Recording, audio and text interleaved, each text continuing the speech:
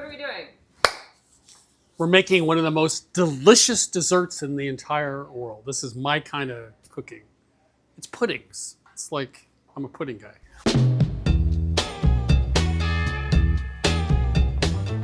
One of the best recipes I never heard of is Greek. It's called Bougatsa. It's essentially a pastry cream or a vanilla pudding with a layer of phyllo on top and on bottom. You get crispy top layer. You get a nicely set custard in the center. And it's kind of like taking vanilla pudding and dressing it up and making it special. And it's not hard to do. Some cinnamon, get this up to a simmer. No one makes puddings anymore. I don't know why. I grew up a pudding boy. Now I'm a pudding man. I love puddings. Here's a magic ingredient, semolina. I start using it for everything right now. It adds a really kind of custardy texture to things. Sugar, cornstarch. You have to thicken this milk. Don't forget the salt. We're just whisking this to incorporate some air. To make it a little fluffier, a little more volume. I think that's pretty good. So this is just coming up now to a simmer. So we're gonna whisk this in. You know, I'm always tempted when it says to temper. I don't know, I don't like following directions. I just want to just throw it in and not worry about it. I think I actually did that once with this recipe and didn't make any difference, but better to be safe than sorry. When have you not been safe and have been sorry? I'm not talking about it. Wasn't my fault. So we're gonna get this to start to simmer. You'll see some large bubbles and then we're gonna whisk it for a couple more minutes. You want this to be super thick by the time you're finished. We have pudding, good to go. So we're gonna wanna let it cool off. Let me get this stick out of there. A little butter, 4 tablespoons, lemon zest.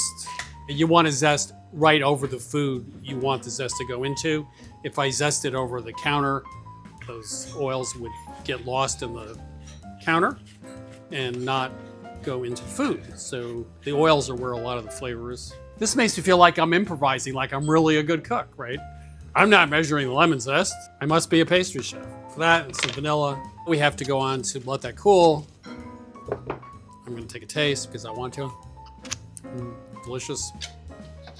And now we have to muck around with the phyllo dough, which is actually fun to do. It's easy. Phyllo's, you know, it's not hard to work with, and what you get is pretty spectacular. So instead of making a pie dough, I mean, you could do this with pie dough, I guess. It's already made. It's nice and flaky. Yeah, you tend to butter each layer, but it's not hard to do. So it's really not difficult. Everything worth doing in life is a pain in the ass, right? So, how many things that are super easy in life are really great? So these are 9x14. They extend out. And what we're doing is doing 8 sheets of phyllo at the bottom. We're gonna butter the sides here, but we're not gonna butter this part because we're gonna trim that off later. It separates the layers and it keeps it nice and crispy. A little sugar obviously gives you a little bit of sweetness in the dough. Does baking make you a better spouse? That's actually a very interesting question. I would say yes. Baking requires patience, something I'm not particularly good at. One great thing about baking is very often it looks terrible while you're doing it. And then you throw it in the oven, it comes out, looks great. So we got the bottom layer, whip that up just a little here. Put the cool pudding on top. You want it to be smooth. Okay, same drill. Cooking is a great way to forget about what's going on in the world. As my mother always said, what's so good about reality? She was right. I don't think I'd want to work in a Bougatsa factory. This would be a really long day. A Bugatti factory, maybe. So would you say this is a little easier than other projects that require phyllo? No. You're either in or you're out on this, right? I mean, you can't get through this and go like, It's not hard. My attitude is, if you don't want to make the recipe, I don't care. So I'm making the recipe because I care. I love it. So there. That's all we need to know. Make sure I don't get the parchment paper. How'd we do? So. Steam from the pastry cream, the pudding is going to have to be released. You don't really want to see that. Why not? Cut. Because I cut through some with the parchment paper. That's why. I messed up. Oh, God. Great job. Great job. Thank you. Thank you.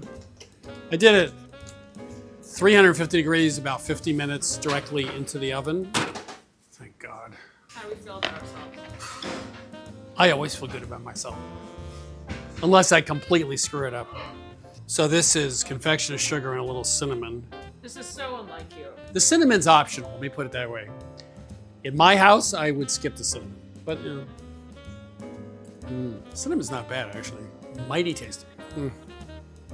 It's cute. It's got flaky on top. It's got nice pastry cream.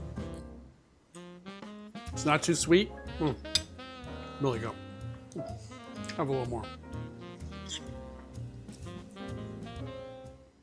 And I am a pudding man. That's my t-shirt. I'm a pudding man.